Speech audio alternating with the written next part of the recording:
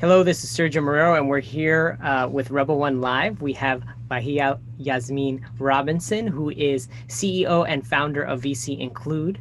And just to say a little bit about her, have known her for we met about 2 years ago in the VC space and have crossed ever since. Talking about really passionate about diversity in the space. So thank you for joining us today, Bahiyah. Pleasure. And just again, a little bit about Bahia, who is now based in San Francisco, but she's been a Ashoka change maker. She's been CEO and founder of a number of companies and also funds from the App America Fund to to the art collector to her own consulting group, and now has put her passion and vision into VC Include. So excited to hear more about that today. So if you want to share with the audience more about what VC Include is.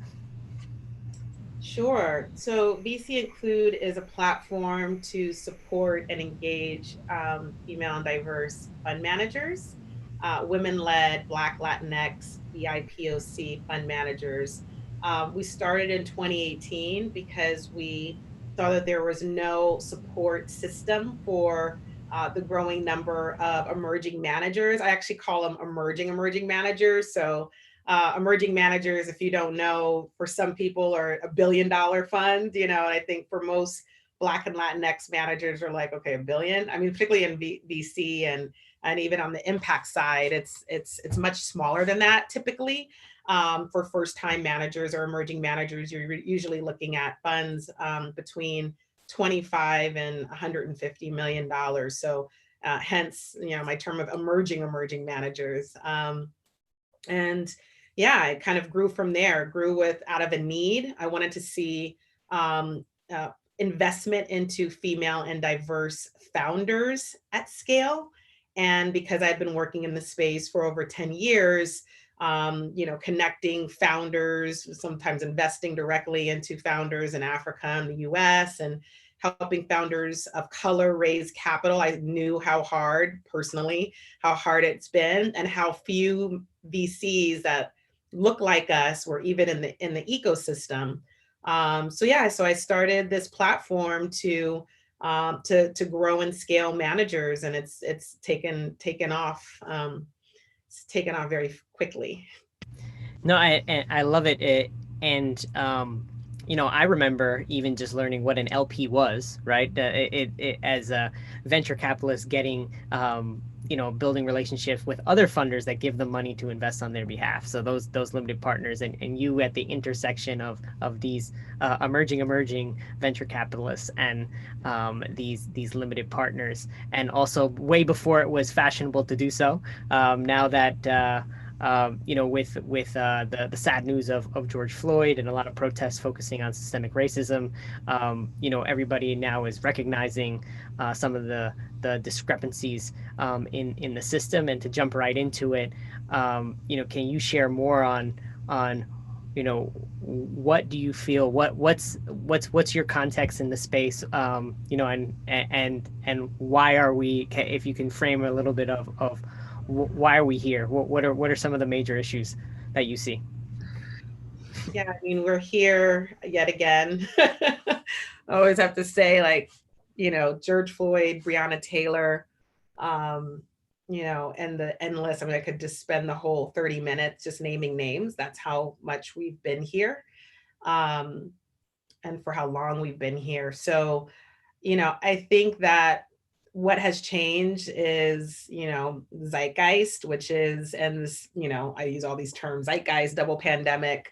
But, first there's COVID that happened, second week of March here in the US. And I was in New York that first week, and it was kind of like iffy. And I was actually at a conference, and people were starting to kind of like, like do this and fist bump, like no shaking hands. And then like that next week, everything shut down. And so I just got back to San Francisco a few days before the shutdown.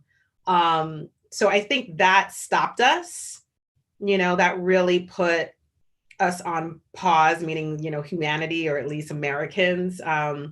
a lot of uncertainty around, what was going to happen, how long this was going to last, and when we would be able to go back to normal. And I think that my perspective is that it is well, two things. One is that on one hand, I think that this time, if COVID-19 hadn't happened, then the pressures that that George Floyd and Ahmaud Arbery and Breonna and all of those things, like in these few months that has happened, like there wouldn't have been as much of a focus, because we would have all been in business as usual. And again, these are 3 or 4 or 5 incidences in the last few months that have been happening for, decades, centuries, if you really want to go that far.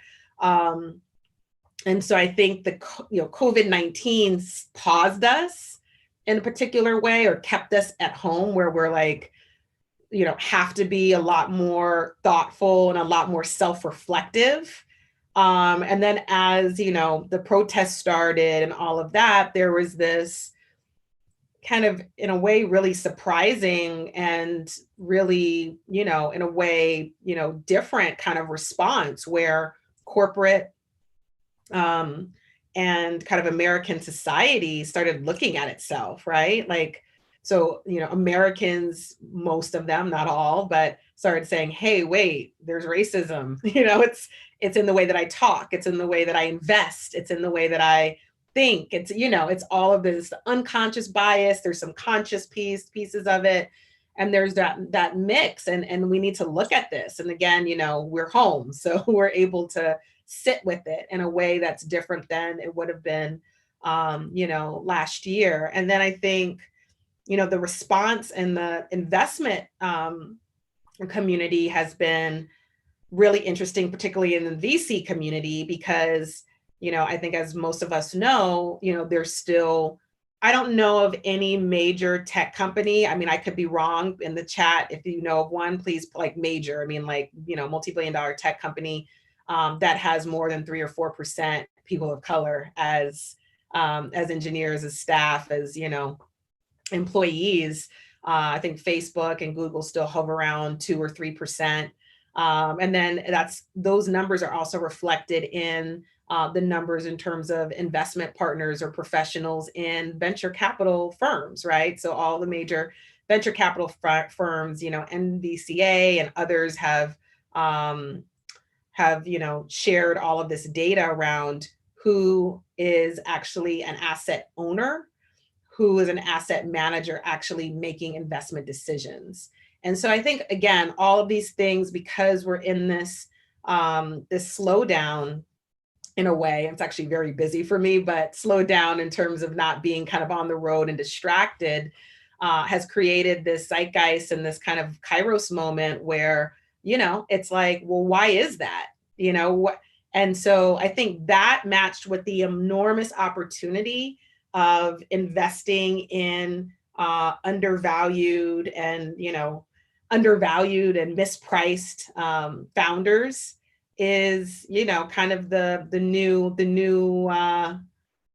sexy thing in a way. I mean, the skyrocket of fund managers focused on diversity, of all the pledges from, major tech companies, repledging or pledging, doubling down on diversity, where it was so hard to even get, a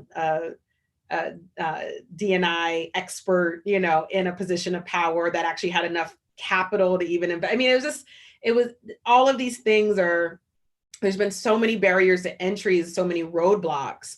I don't know how many are actually being removed, but I think that I see some of them are being, kind of, pushed over, some of them, I don't know if they're going to pop back up or if they're like, removed forever, who knows? But I do think that, this is a interesting year and I think it's very ripe for change. I mean, I think that this is a year of massive change that we will be able to see in the next 3 to 7 years, like how it actually really turns out.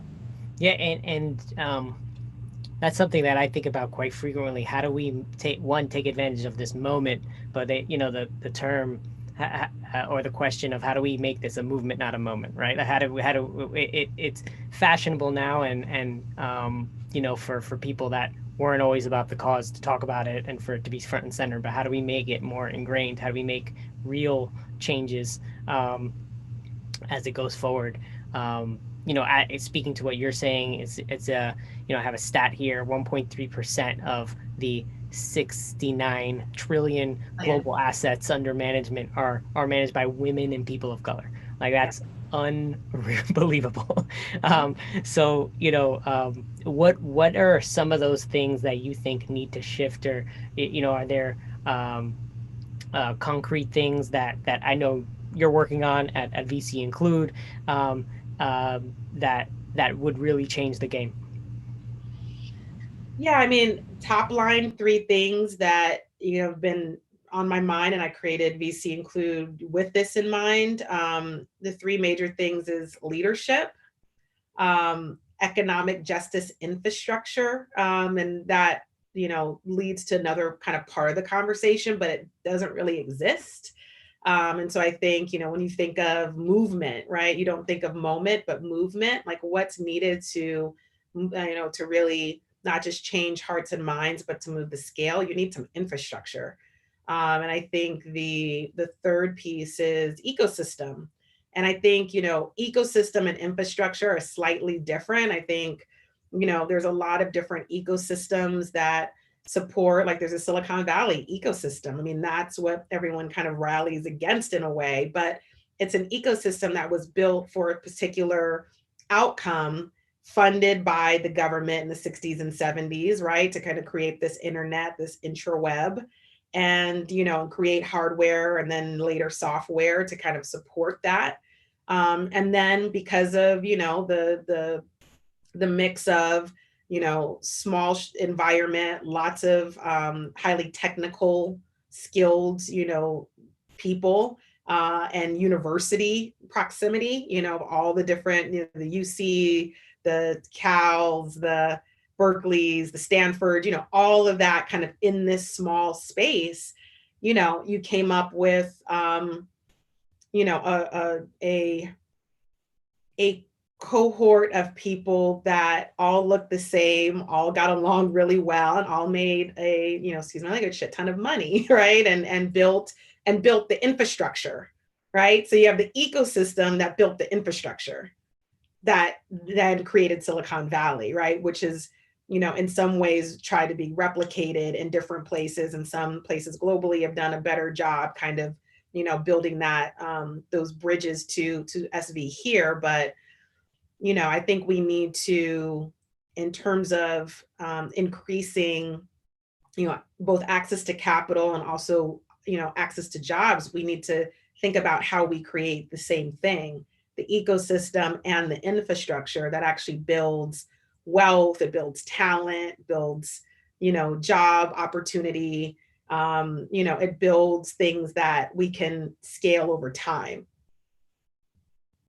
And can you say more? I mean, you're working directly with LPs, and in this time, and what are they saying? What are you hearing from them? Is the tone changing, or is it more of we've seen things come and go? Let's wait. Like what are you hearing from them?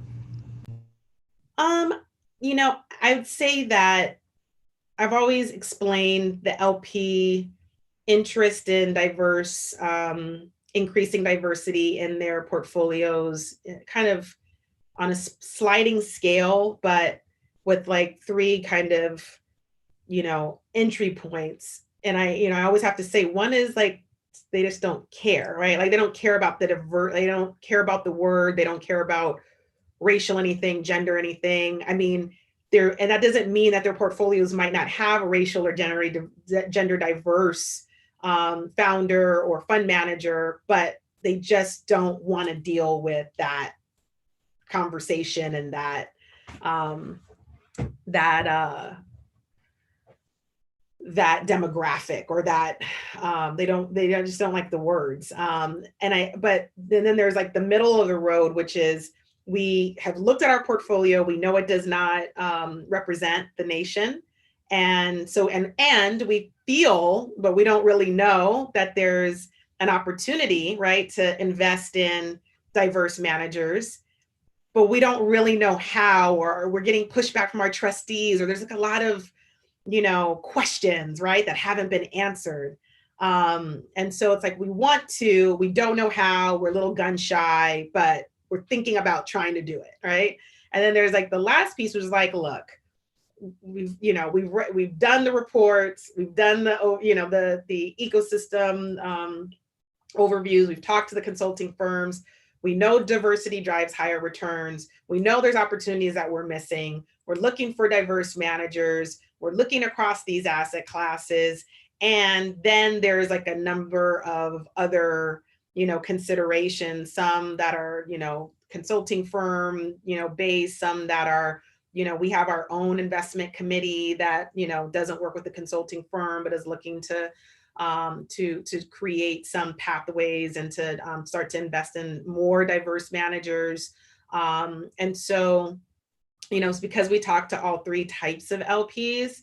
It's interesting for us to sit as a marketplace or in the middle of GPs and supporting them in their growth and development, from a fund one to a fund four, and then LPs on the other side that are looking for opportunities. They want most of the time market rate returns. And so, there's a lot of, again, variety. It's interesting and kind of a really tough but fun problem to have, because every GP is different and has different needs and has different parts, and they're on different parts of their journey. And then every LP is the exact same, right? So every LP, some are like, we don't care about market rate returns, we just want to start investing and then we'll see, and and that kind of thing. And then there's others that are like, we don't want to look at any manager that doesn't have gobs of track record, 2 or 3 funds under their belt. And when you start talking about that, that's when the air gets really thin. Yep, absolutely.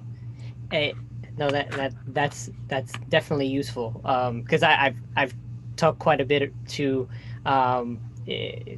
actually professors at Harvard Business School that have talked about looking at impact, right? And they put the 3 buckets, right? They're like philanthropic, concessionary, right? They're willing to concede returns for impact, and then other is like purely financial, right? They said we want financial. It's nice that and it has to be financial and impact. It has to be both. So it's actually just that's the measure. So thinking about impact as that. Here's another question that I found really interesting earlier on, is the word impact as a dirty word in among LPs. Can you talk about where that comes from?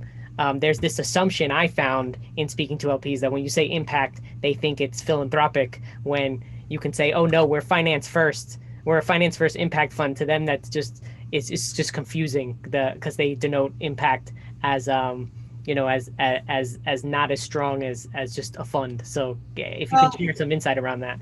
sure. Yeah. And I started an impact investment. So I think I have a little bit of insight there. I mean, impact started out as a experiment, right? So, in the impact asset class is, give or take 10 years old. It's very new.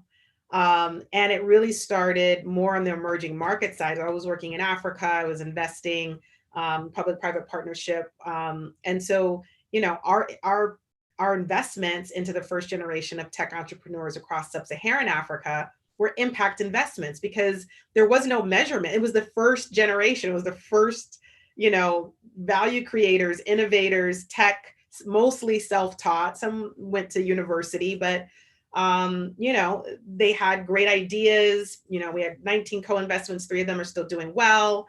And so that was impact, because you couldn't really quantify it any other way. You couldn't say these are market rate return investments. I mean, there was no way to kind of benchmark them. So impact did come out of, we know that every investment, has an impact. We want to be intentional about trying to make a positive impact.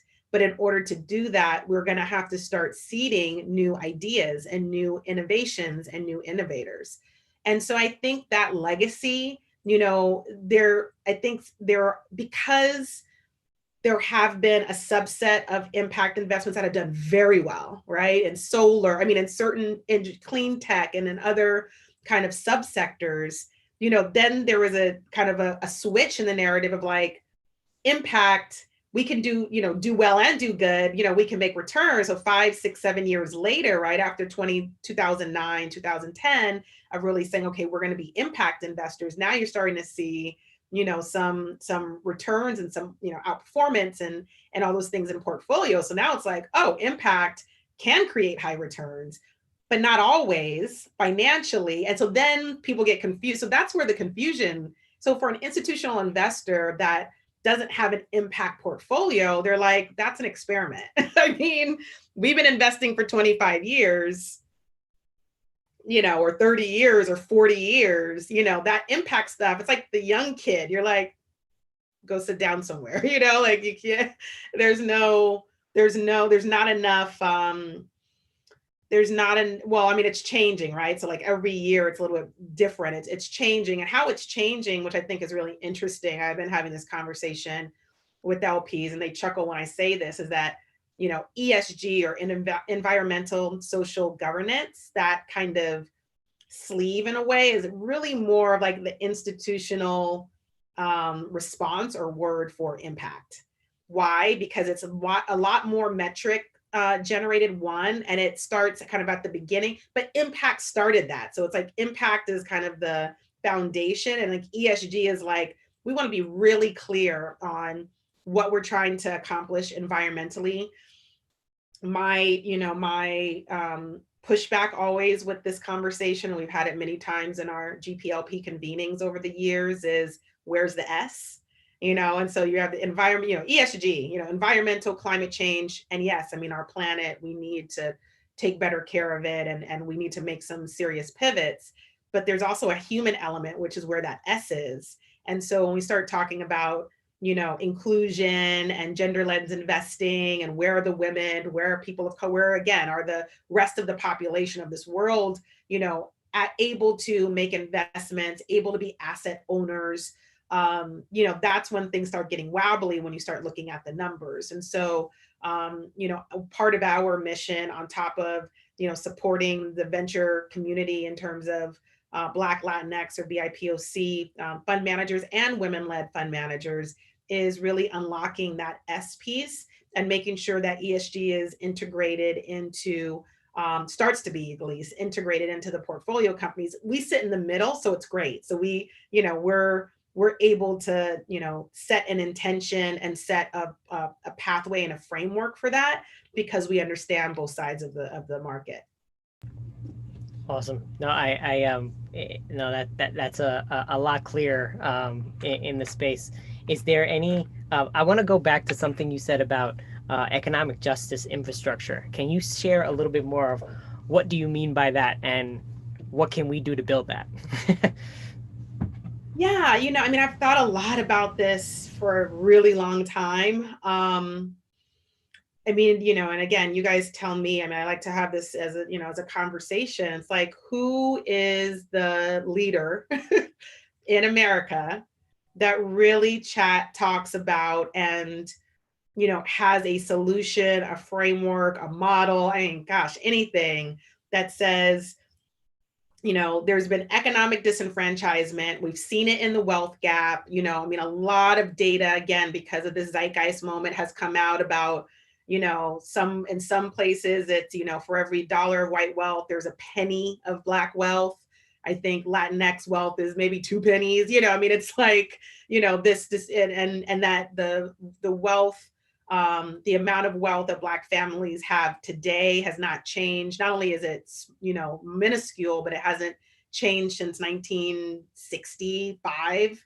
And so when you kind of look at that, that's an economic tragedy, one. But there's also, and then we know kind of where all of the levers are, many of the levers that have created that, right? Redlining, higher fees on literally any kind of financial product that underserved communities have had access to, whether it's mortgages, car loans. I mean, all that stuff. It's like interest rates are jacked up, penalties are higher. I mean, you name it. So um, when you start looking at, you know, where and how can we build this, infrastructure, there has to be a sense of, there's inequality that we would love to address in a fair way, but also in a, you know, to kind of course correct a bit.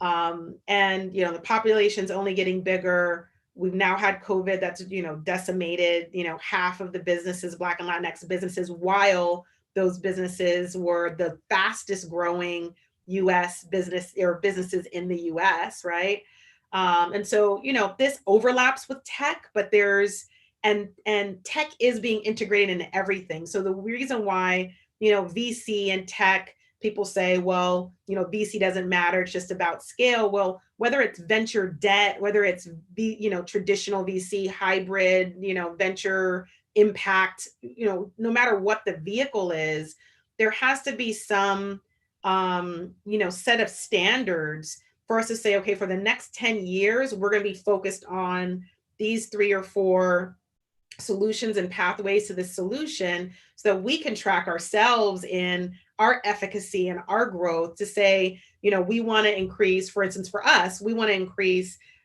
diversity in asset management, where it's 1.3, I usually just say 1% of, plus or minus $70 trillion in US AUM, and we want to increase that. That could look like 2 or 3, which is still paltry, but that's like 100 or 200%. So what can we do? How can we back into that in a way that we can track and measure ourselves in terms of how much capital is owned and managed by women and people of color?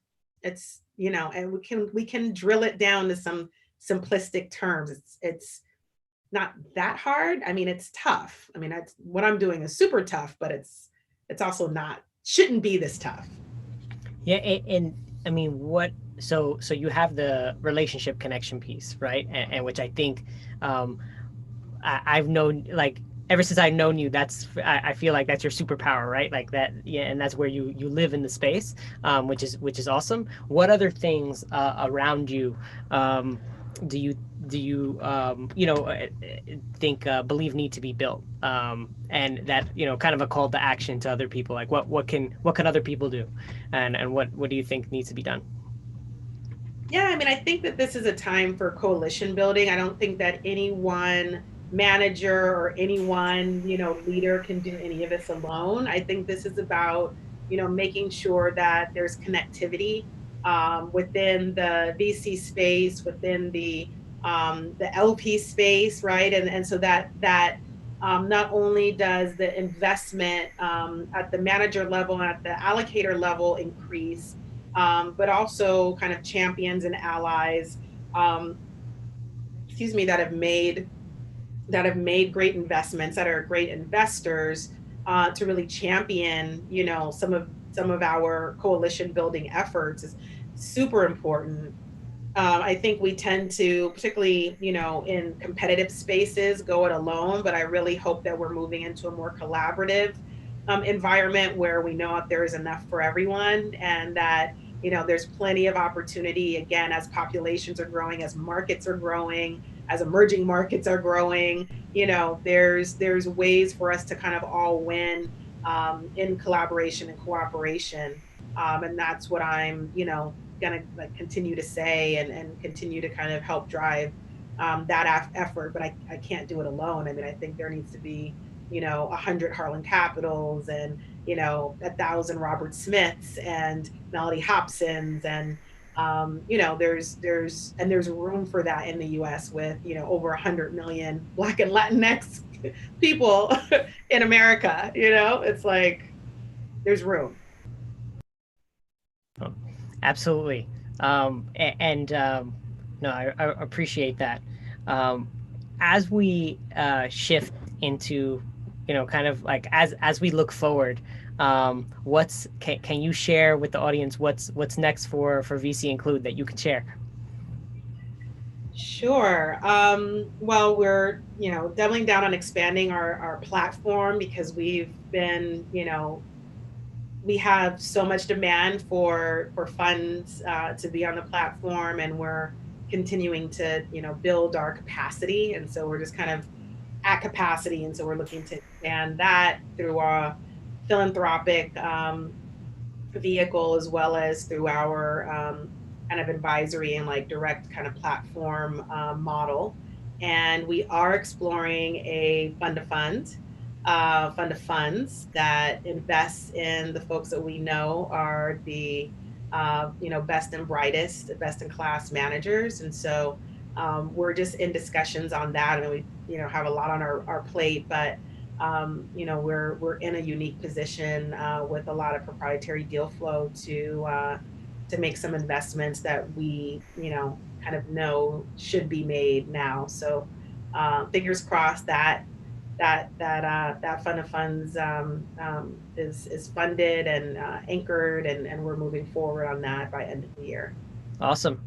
And specifically calling out, some of the LPs, or at least highlighting some of the innovative LPs that you're working with.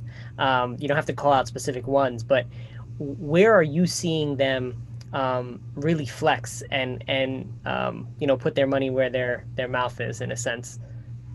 There's definitely a groundswell of desire and readiness in terms of making some investments by end of the year, where that first wave of COVID-19, nothing's happening, then the civil unrest started, and they were like, oh no, we have to do something, we have to act. So that's one thing that we're seeing. I think the other piece is, I mean, LPs are slow movers in general. I mean, there's no like fast checks here. This is not a game for the shuckster, or for the folks that like start a fund and think they're going to be funded with no previous track record or experience in 6 months or even 12 months. Like, it takes 2 to 3 times longer for a woman led or Black or Latinx BIPOC fund manager to raise than the average, patterned, white guy that is, again, has built an ecosystem and built relationships over, in some cases, decades. Whether or not they're fund managers or not, they've been in the ecosystem. And so LPs are moving, but they're also moving with folks that they know and trust. And so I think in wrapping up, I think building, again, this is a relationship built business. Investment is very emotional. I mean, we all care about our money. We don't, even though everyone loses money, we don't like to lose money. It's like that psychological thing, and it's applied across the board. And so I think we need to be kind of stewards of that understanding and know that building authentic and, relationships with integrity over time, we'll get there, but it takes a lot. It takes a lot to play this game. If everybody could do it, I mean, if it was easy, everyone would be doing it. Awesome. So on that note, I would like to close there. Bahiyah Yasmeen Robinson, CEO of VC Include, thank you for joining us this evening and sharing some of your insight into the GP and LP relationships. And thank you for doing the work you do in the space. So thanks Thank again. you, Sergio. Thanks for having me. Of Bye, all. course.